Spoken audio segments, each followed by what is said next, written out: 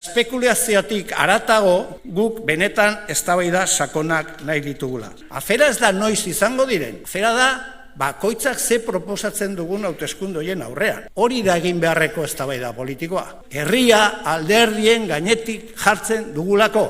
Eta guretzat, Espainiara hauteskundeak aukera badirelako. Zertarako, Euskal Herritarrak bere borondate nazional demokratikoa adierazteko. Herri bezala eta ez alderdi bezala. Urna jarriko dituzte, Kortesetik Hondarribiraino. Eta ariketa horren aurrean, bi aukera daude. Bata alderdi bezala aritu eta bestea herri bezala aritzea.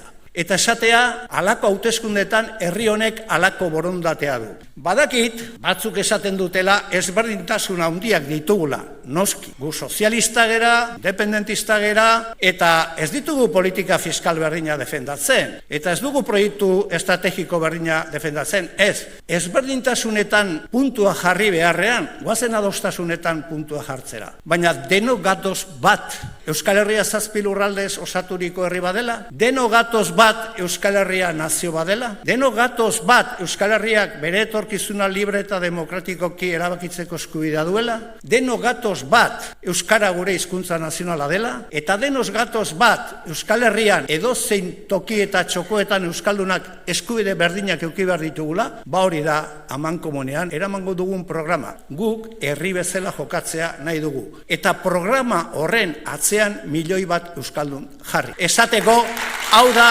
herri honen borondatea.